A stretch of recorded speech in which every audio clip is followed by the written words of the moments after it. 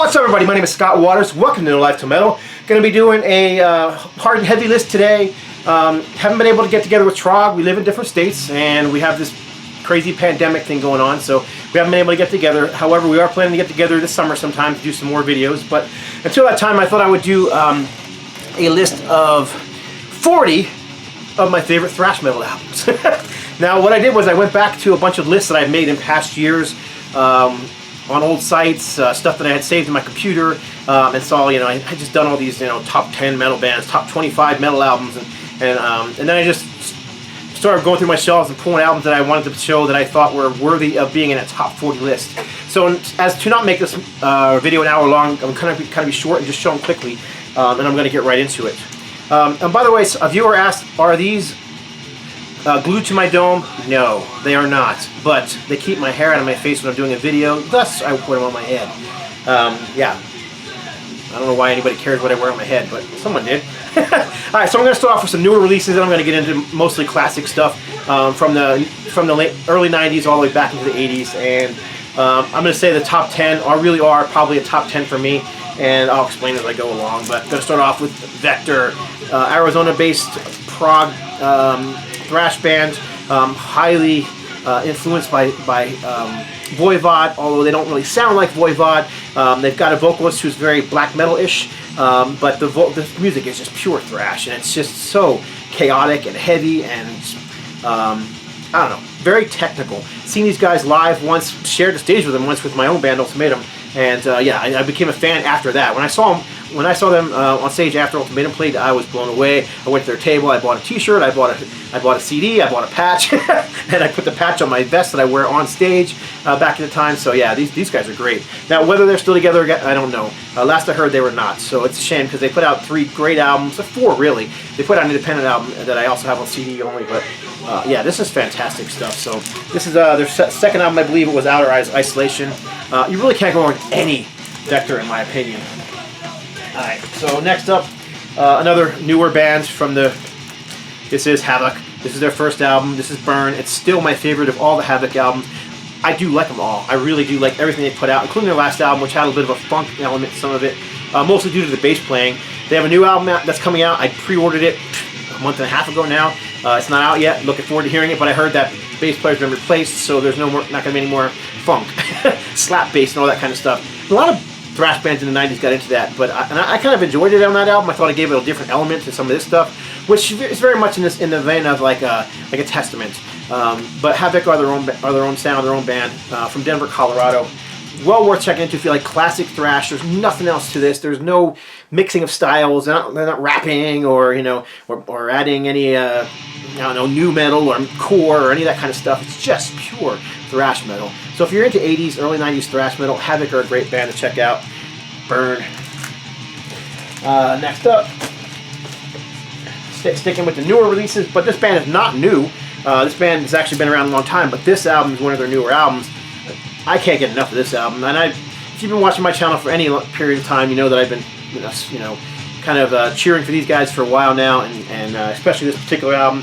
But Dawn of the Enforcer by After All from, he wanted to say Greece, but they're not from Greece, they're from, slipping my mind.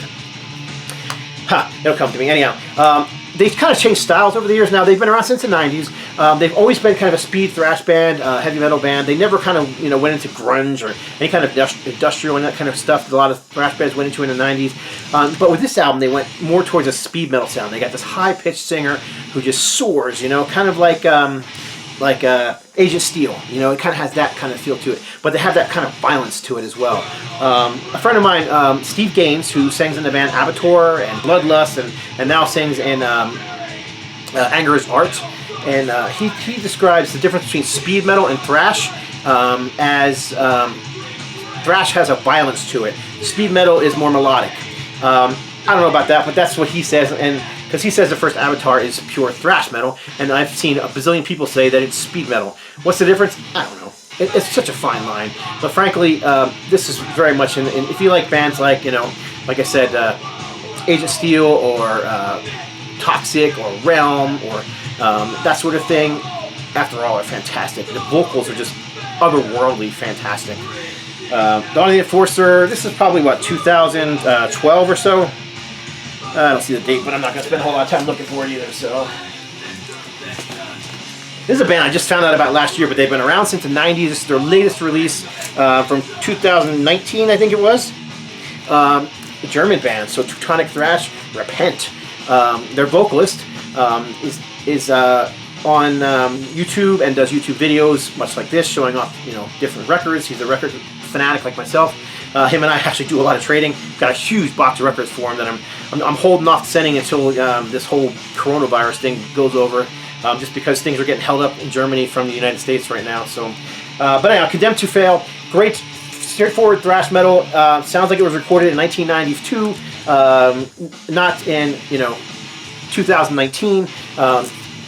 Nothing, they're not. A good jazz band plays jazz, right? A good blues band plays the blues, and nobody says, oh, they're not very creative, they're just playing the blues. They just say, oh, this is some very good blues. Same thing here. Repent play thrash. They're not trying to recreate the wheel. They're not trying to say they're super creative and they're trying to, blend all these different styles together to pretend they're creative. No, they just play thrash. They like thrash. They live thrash. They're thrash fans. They're thrash metal fans and a thrash metal band, and that's what you get with Repent. Just straightforward, awesome thrash metal. This is gotta be their 4th or 5th album, I think. Like I said, they've been around since the 90s, so great stuff. Condemned to Fail. They actually made my top, I think it's top 10 in 2019. All right, now we're gonna get into a couple EPs, and we're getting into the more classic era from the 80s and 90s from here on out. UK thrash. This is Acid Rain. A lot of people kind of shove these guys off because they put a lot of humor into their lyrics. They had a bit of a crossover sound here and there too, not unlike, say, Nuclear Assault or SOD, and maybe had the the kind of humor that kind of a band like SOD or MOD had. Politically motivated, socially motivated, but still they had the joking as well in there. This is their little thing, United Kingdom Apple Core, because they had the New York City hardcore, and so there you go. But essential, in my opinion, if you're a thrash metal fan, this is an essential album. One of the great bands that come out of the UK. They've got 5 or 6 albums. They just came out with a new album last year that was fantastic, and it was also in my top list for 2019. Another EP. This one's, I believe, it's band down in Minneapolis, Minnesota. Power Mad. Now, again, I would describe this band as more of a more of a speed metal band. Some people call them thrash. What's the difference? It's a pretty fine line if you ask me. Maybe a little more melodic. Definitely has the clean, soaring, almost power metalish vocals on top. But it's got the speed, it's got the aggression, it's got the fury, the fast, aggressive down picking. I call it machine gun picking. That's quick, that really fast down picking with that picking finger, that picking hand that thrash metal has to have. It's actually a lot more difficult than people think it is. For example, in Ultimatum, we have a song called Never. It was 110 down beats per minute. I mean, that's a lot to be fast and precise, and that's what a lot of thrash bands. It's not an up and down sweeping motion, which is a little fluid and easier when you got to go and it just hit the down pick. It gives it a more distinct, heavy sound, and that's kind of what you're going to get with with Power Mad. They got that distinct, heavy sound with the soaring vocals, with the melody and hooks as well. So this EP had 5 songs on it, including a cover of "Gimme Gimme Shock Treatment" by the Ramones.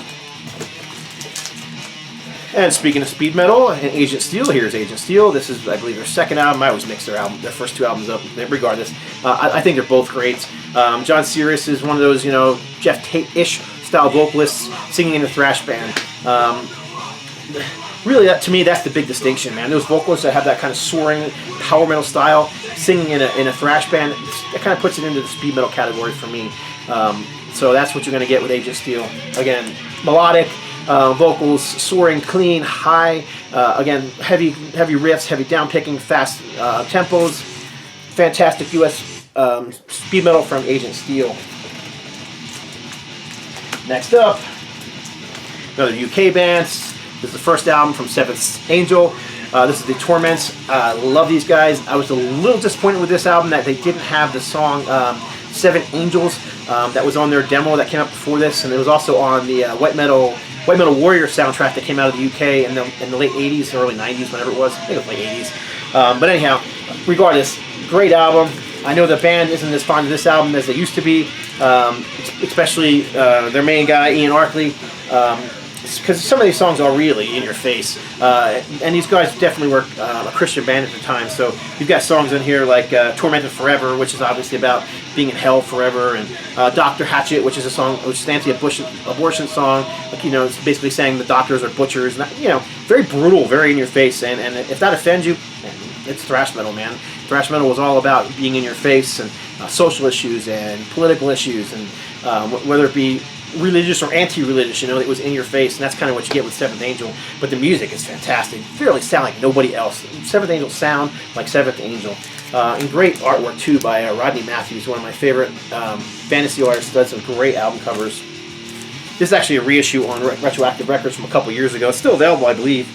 Let's see, 2018 was the reissue. Original album came out, I believe, in either 89 or 90, somewhere in that area. Sticking with the speed metal sound. Hey, let me adjust this a little bit so the pot doesn't fall over on me. This album's fantastic. Realm put out 2 albums back in the late 80s. This might have been actually 1990.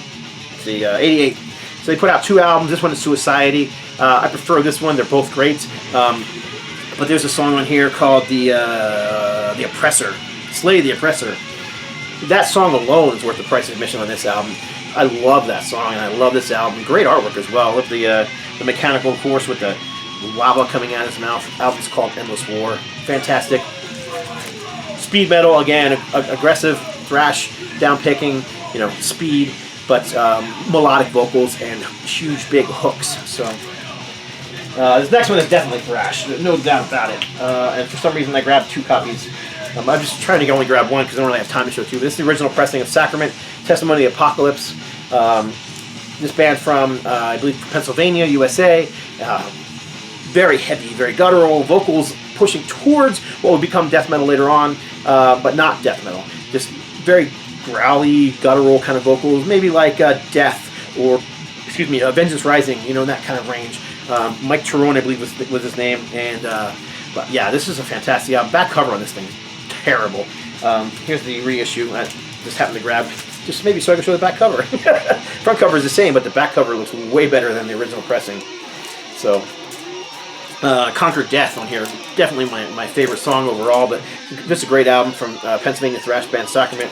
Again, this was their first full-length album. They had a demo before it. They had a second album that was great as well, but they switched vocal styles on the second. They got a new vocalist, Mike Wolf. Was it Wolf? I know his last name was Wolf. But anyhow, more of a high-pitched barking style like Dave Mustaine or me. Yeah, kind of that kind of style. So this next one, Canadian band. I should have grabbed some more Canadian metal. I didn't grab a lot. Like I should have grabbed Sacrifice, but I didn't grab any Sacrifice. But you can't not have Razor. Now I didn't pick other bands. Like I could have, you know, picked Exciter and Anvil and those bands that I can kind of consider proto thrash, but they weren't pure thrash, so I didn't include them in this list. I wanted this list to just be thrash and speed metal. Razor, no doubt about it, thrash metal. However, this first EP, Armed and Dangerous, kind of has a very similar sound to like a Raven or Exciter, where it's just that hyper heavy metal and speed kind of sound. They definitely got more thrash as they went along, and they've got a huge catalog, and I don't even have it all. I wish I did, but I just love the rawness of this. It's kind of like that first Raven album or the first couple of Venom albums. Even the first Vengeance Rising album. It's got this raw edge to it, you know, youthful energy that you can't really capture as a band gets older. Just hardly recorded, but for some albums, hardly recorded works for them, and it works for Razor, like it worked for Raven, and it worked for Vengeance, and it worked for Exciter. There's just, you know, it's just got an edge to it. It wasn't about perfect production, it was about aggression, and that's what you're going to hear, violence, you know. So Razor, Armed and Dangerous, EP, Canadian band. Now, speaking of Steve Gaines, who I mentioned earlier, first album from California, Southern California, ABATTOIR. This is Vicious Attack. This is not speed metal, this is thrash metal. Now their next album, I think, moved into a more speed metal sound because it was more refined, it was more melodic, different vocalists because Steve left the band. But But this is just raw, aggressive, and it's just thrash metal. And why wouldn't it be? That's exactly what Steve Gaines said it was. And he is considered the vocalist of the band and one of the founders of the band. So definitely belongs in any thrash metal collection. Definitely belongs in my top 40 list for thrash metal albums.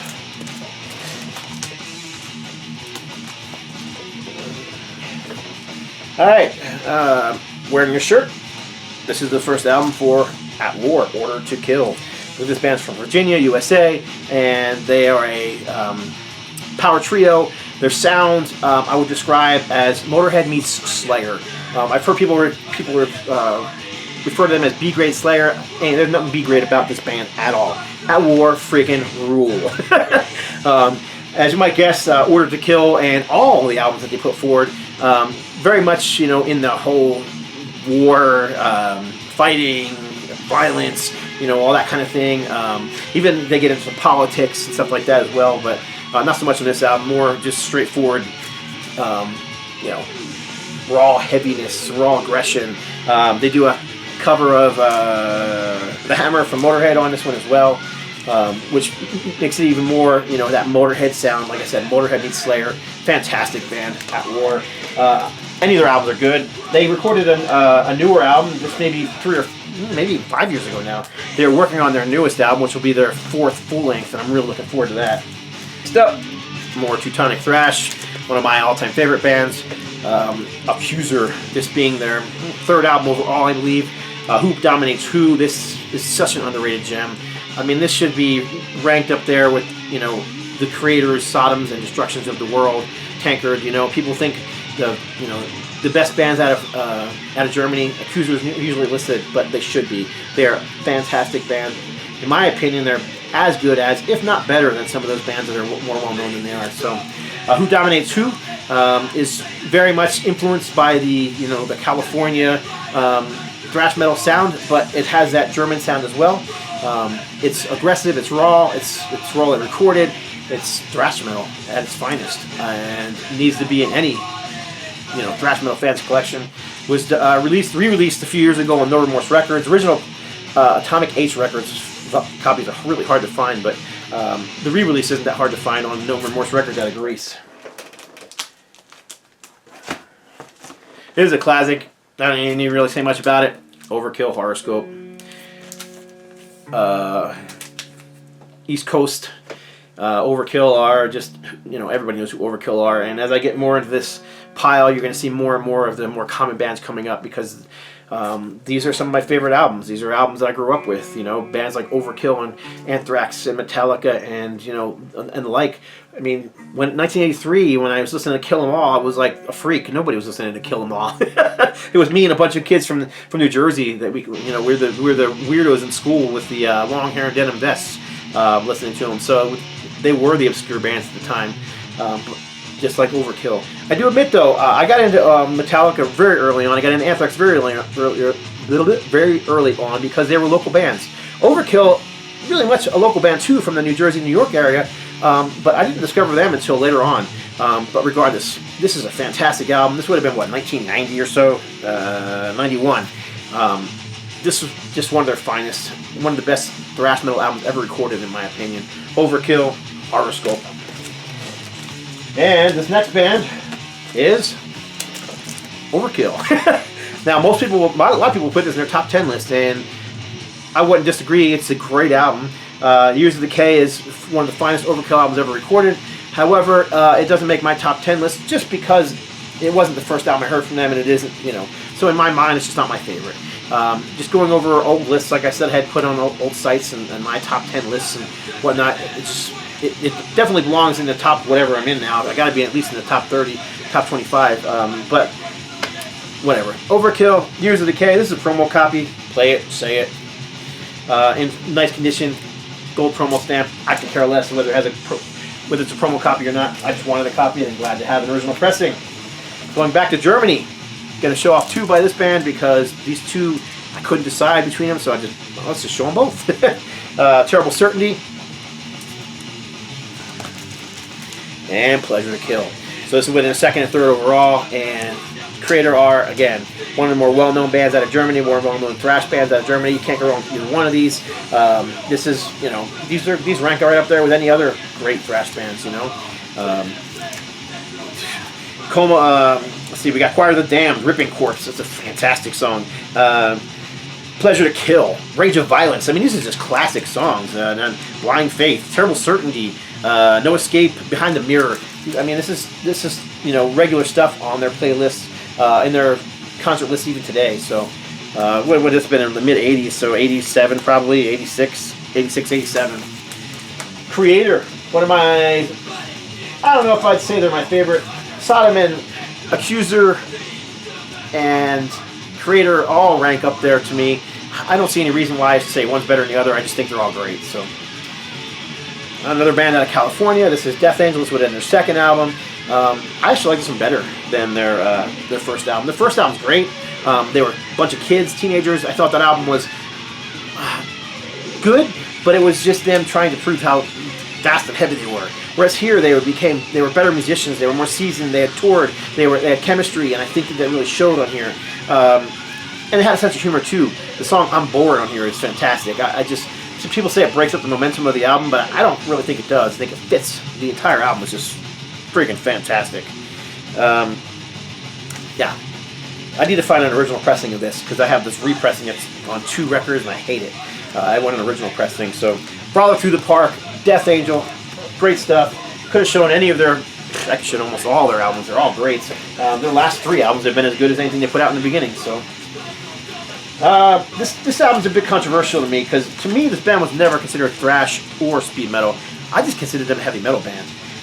But most people would consider them thrash or speed metal, so I couldn't leave them out. But Flotsam and Jetsam, Doomsday for the Deceiver, one of my all-time favorite albums. I think if you were around at that time, this is like just a classic album. You know, it ranks right up there with, you know, the greats. So I don't know. Of course, everybody knows this band. Jason Newsted went from here to join Metallica and later VOIVOD and did his solo stuff and whatnot. But Flotsam and Jetsam still around. Phoenix, Arizona band. As much as I love their whole catalog, Doomsday for the Deceiver will always be my favorite. Again, you get them soaring, clean vocals from Eric A.K. So it's more pushing towards the speed metal than it is towards the thrash metal, in my opinion. Huge hooks. Just great stuff. Every song on here is essential, in my opinion. Another Canadian band. This is, I think, their 3rd or 4th album. I can't remember off the top of my head, but Killing Technology was the band's. Their first 2 albums were definitely, you know, War and Pain and Roar were really raw, very aggressive. I mean, they were thrash metal, no doubt about it. But with Killing Technology, they took and they bridled that in. You know, they took that energy, they took that rawness, and they mixed together. They became better musicians, and they added some progressiveness to it, and they just made perfection. This album is pure awesome.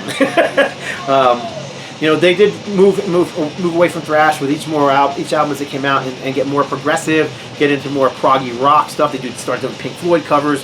Might even bet on one on this. I can't remember now. No, not yet. Not yet. But yeah. Anyhow, this is, you know, like I said, it's more progressive, more technical. It's heavy, but it's still got that rawness. It's still got that youthful energy. It's still got that aggression that you want from thrash metal. So you can't go wrong most early VOIVOD albums. But Killing Technology made my list, my top whatever I'm in list, top 20. New York City band.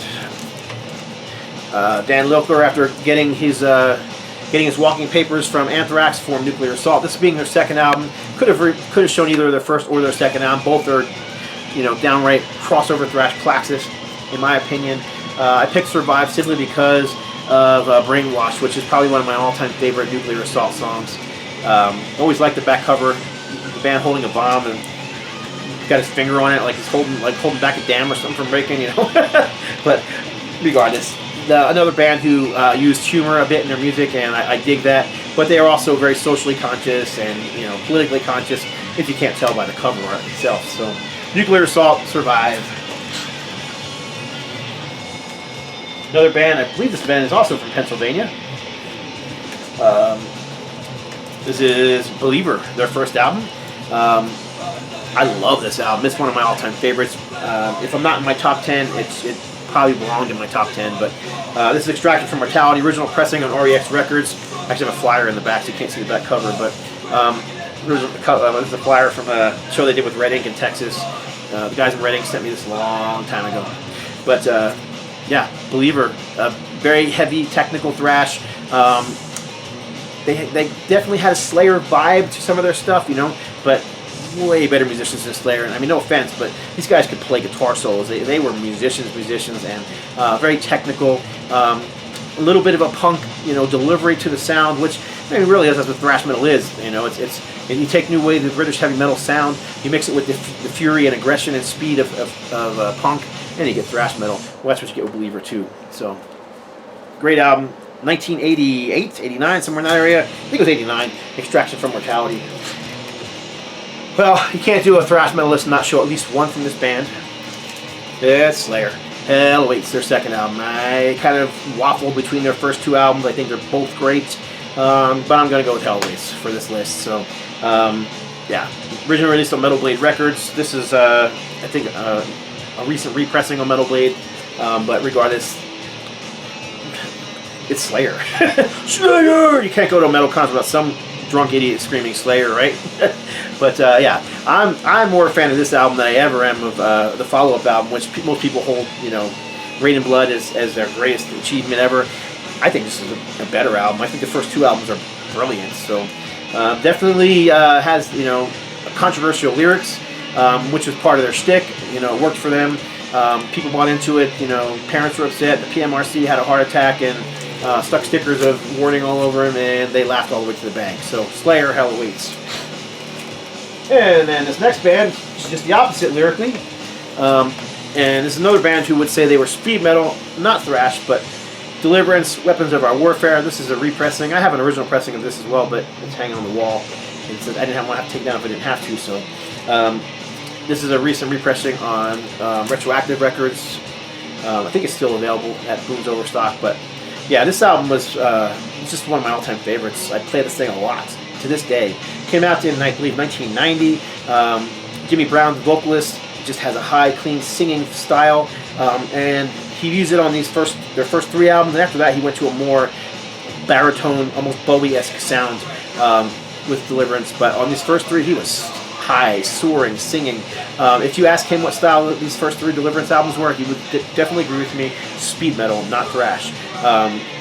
Again, huge hooks, but it does have that heavy, aggressive sound. Has that speed, has the chugs, you know, the chugging riffs and the sweeping arpeggio guitar solos. Everything you want to hear in thrash metal is in this, and I just love it. And I think it's one of the greatest album covers of all time too. So, Weapons of Our Warfare, Deliverance, out of Southern California. A lot of people put this in the top 5 thrash metal albums of all time. I'm not even sure it's a thrash metal album, but regardless, Megadeth, rest in peace. Not much I can say about this one. Everybody knows what it is. Everybody knows who it is. This is, in general, if you go to any thrash metal list, you know, on any like the big magazine sites or anything like that, this one's going to be in the list somewhere. And I don't disagree. It's a great album. So, rest in peace, Megadeth. Dave Mustaine's brilliant masterpiece. Marty Friedman, Nick Menza. Many consider this to be the ultimate lineup of the band. We lost Nick Menza a few years ago, so Megadeth, rest in peace. I'm getting up there, almost to the top 10 now. Alright, so this album, another album from Southern California, LA. LA Caffeine Machine, as they're known. This is Dark Angel. This is the last studio album the last studio album that they put out. And they've been together, they've reformed, they've done shows, they've toured, they've done a lot of big festivals. They just haven't recorded another album since this album. So this had to be, what, 1991 or so? But man, this is a heavy album. This is Slayer on steroids. I've heard people call him B-grade Slayer. Baloney. This, in my opinion, this blows Slayer out of the water. Everything about this album is brilliant. So heavy, so aggressive. The drums are incredible. I just can't say enough great things about it. And then they acquired Ron Reinhardt on vocals on the album before this one, and they just had a world-class vocalist too. So Brilliant album. Time Does Not Heal. Southern California thrash metal. Now, this next one, I actually grabbed a couple things from them, and I'm almost to my top 10. I'm just going to show. Here's the original pressing. Again, I'm at Deliverance. This is their first album. You like this one better than Weapons of Warfare? I do, because it was the album I discovered them on. So I love this album, everything about it. So you got Glenn Rogers on here. Glenn Rogers, who went on to play with Steel Vengeance, HIRAX, Heretic, Once Dead. He's been in a lot of different bands. He wrote a lot of the first Vengeance Rising record, so he's a thrash metal legend in my opinion, and he was one of the players on here. Again, speed metal, high, clean, soaring vocals, huge hooks, big, heavy riffing, you know, with that, I don't know, bass heavy, mega Mesa Boogie sound, I don't know. Just super heavy stuff. This is an original pressing on Intense Records from the UK. I did happen to grab the repressing, which is still available. And this one actually was put out on my own label, Untitled Metal Records. And yes, we do still have copies. So, of course, I had to put a little plug in there for that since I still have copies left. And I had to show this one too because this is where I discovered the band at. It wasn't their album, but it was their demo that came right before it. And I love this demo, man. I play this record to death. The Greetings of Death demo was a 6-song demo, as well. There's the California metal tracks that were added to the record on here, which was around 1987. So well worth getting to if you're into that first Deliverance record. They're just companion pieces. They just belong together.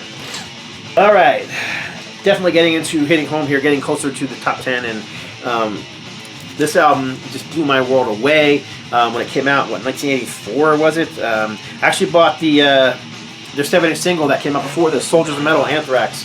But this is Fistful of Metal. Goofy album cover. At the time, we thought it was cool. I was hanging out a lot with Tony Lee at the time, Heathen's Rage. They were playing a bunch of songs off this album, and their vocalists could handle these Neil Turbin high-pitched, you know, screaming vocals. People call this thrash, and it is. It's heavy, it's violent, it's aggressive. But these guys have always had a vocalist who can sing, as opposed to, you know, more barked out vocals like you would get from, say, Metallica or Slayer. So Neil Turbin, great vocalist, was given the left foot of fellowship after this record, unfortunately, and as was Neil Turbin, who ended up, like I said, forming Nuclear Assault. But this album is really new wave of British heavy metal on speed. That's what you're going to get with here. You can't miss it. It has to be at every metal collection. Great Alice Cooper cover on here too. What's the song? I forget which one it is. I'm 18. The other from Dark Angel. This would have been their third record overall, depending on how you look at their first album. I've always considered their first album to be a full-length album. Some people call it an EP, whatever. But this is Leave Scars. This is the first full-length album for Ron Reinhardt, and this is brilliant thrash metal. It's dark, heavy, aggressive. Again, you've got that fast, down-picking, sweeping arpeggio solos, otherworldly drumming, so fast. I mean, it's just everything you want about thrash metal you get in this one. Again, it is pretty dark, you know, the controversial lyrics are going to be here, but that's what you kind of get with this whole, you know, wave of sound. So, yeah, again, Ron Reinhardt, he's been a good friend of mine for years. So I got my autographed copy hanging on the wall. Put this somewhere else. This next one is off of Frame 2. And if I did my top 10, which I might be there, pretty close to it if I'm not, this one will definitely be in it. Now, this one is not from the 80s or early 90s. This is a later recording by this band, but this is HIRAX, New Age of Terror. This is the brilliant album. This is just the best thing they've ever recorded. Before and after, I love HIRAX, one of my favorite bands. The early stuff was very much a crossover sound. It had that punk fury, especially with Kate DePena's kind of a punk style vocals on this album. But by this time, they had a new band, a new sound. Glenn Rogers, there you go, from Deliverance, Steel Vengeance, Heretic, HIRAX, is their guitarist here and doing a lot of the songwriting. You can hear his influence in every single song. Of course, he wrote most of the songs on here. And Caton just steps it up on here, and it's just aggressive as he ever was. And then the bass playing on here is fantastic as well. You know, you don't think about bass playing when you think of thrash metal all that much, unless you're talking like Cliff Burton, Metallica. But I guarantee that Cliff was a huge influence on this guy too. Angelo Espino. I'm mixing up names here. Angelo Espino was the bass player on this album, and Angelo has played with Anger is Art, and he played with Betsy Bitch, and I believe he's playing Heretic now. Matter of fact, I know he's playing Heretic now. So fantastic Heretic album. I mean HIRAX album. I can't remember what year it came out, but it was in the early 2000s. So.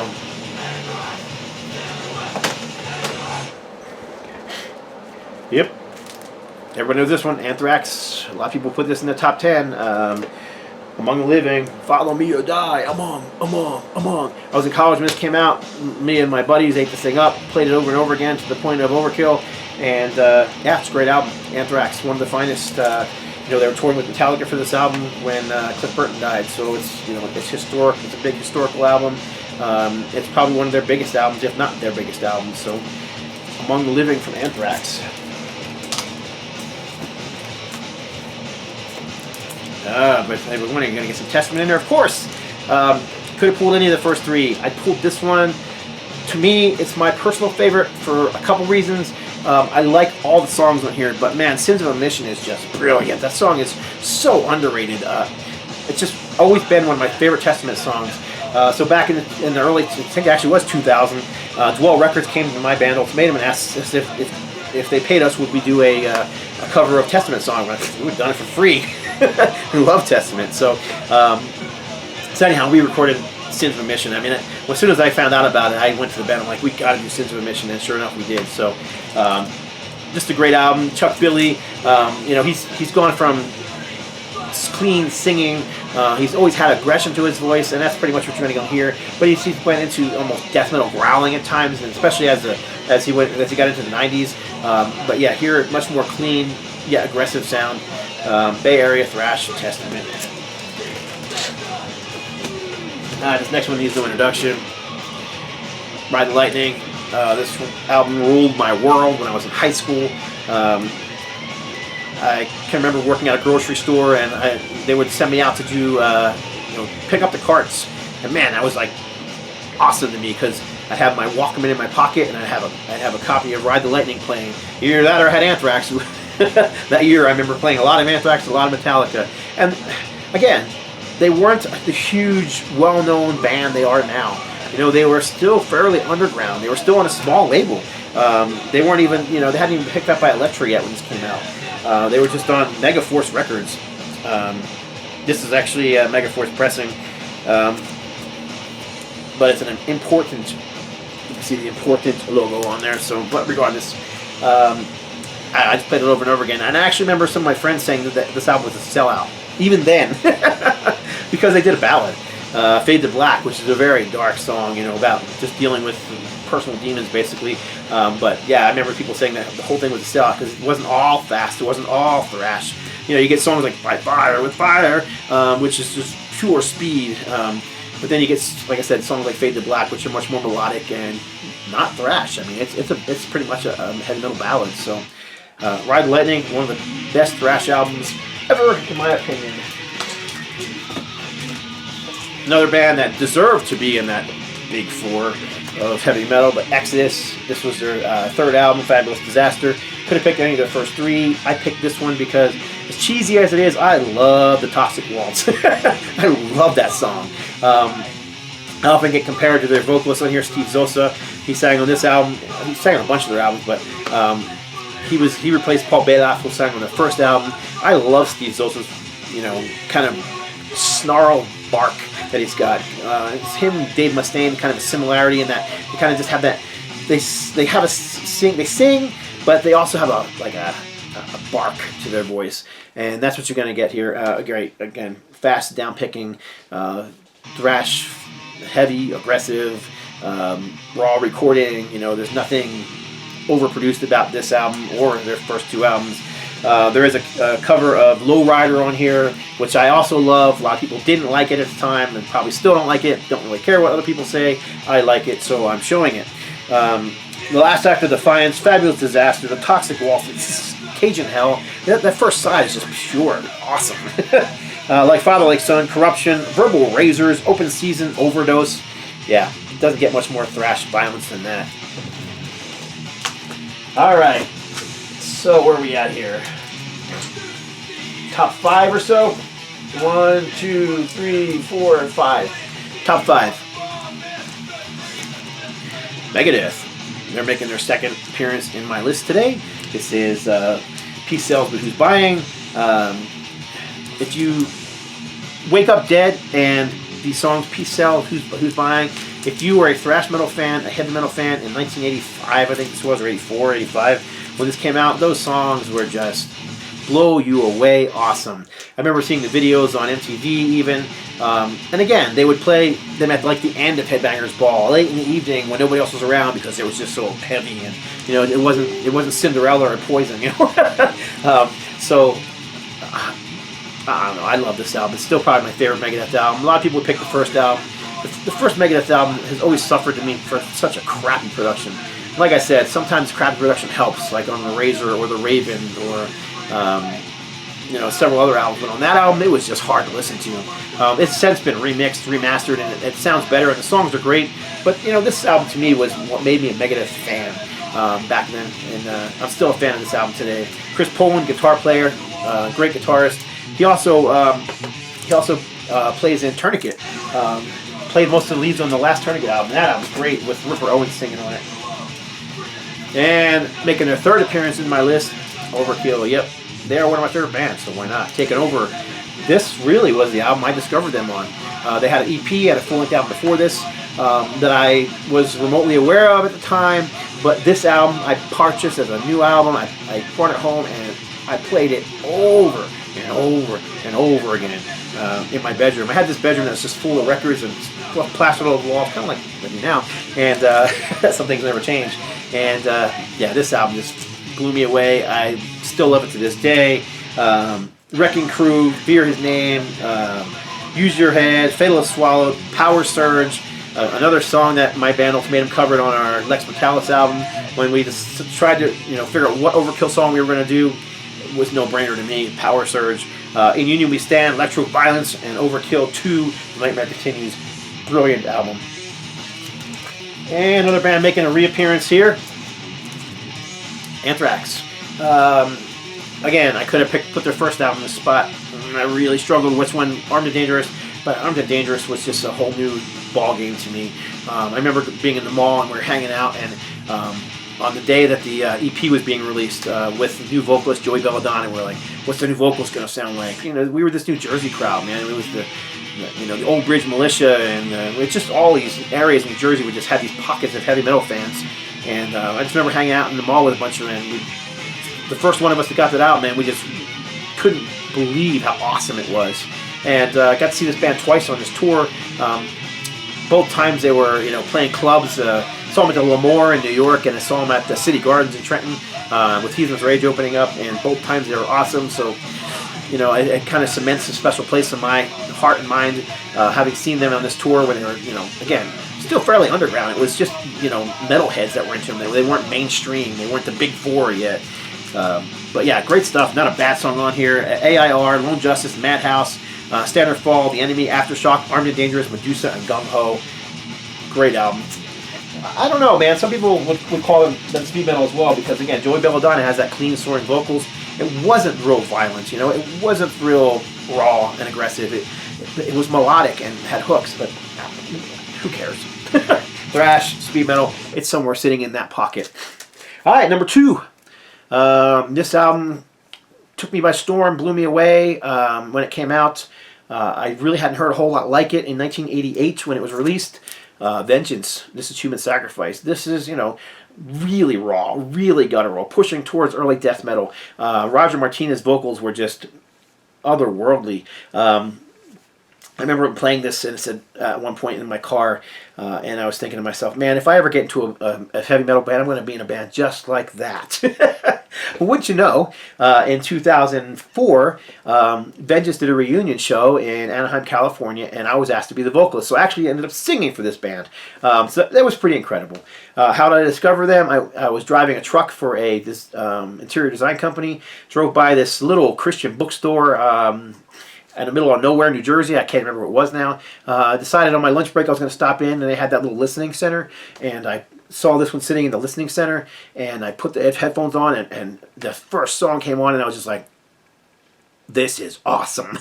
I have to buy this tape. So I did. I bought the cassette tape. And I just played it to death. I literally wore that tape out to the point where it just became garbage. Eventually I bought it on CD and an original vinyl pressing. But yeah, this is just raw, aggressive. Again, very roughly recorded. I mean, it's warts and all recording. You know, they obviously weren't using click tracks and you know, they weren't multi-layering things, and it's very raw. But it captures something that you really can't describe. It's a youthful energy, and that's true of this album, which is my #2 album and my #1 album. It's a youthful energy. It's a period in time that was captured and can't be repeated. Many copy the sound, but these guys were one of the inventors of that sound and the innovators of that sound. Very much inspired by the likes of Venom, the speed of Metallica, the complexity of Slayer, but with lyrics that were very much centered in biblical teaching. As at the time, vocalist Roger Martinez was actually a preacher for the Sanctuary Church in Southern California. And my #1, and an album I don't listen to anywhere near as much as I used to, just because I probably played it to death. But again, it captures that raw energy. But Metallica, Kill 'Em All. I was in high school when this came out, bought it as a new release. Whiplash was just like otherworldly, you know what I mean? And nothing was that fast, that aggressive, that heavy.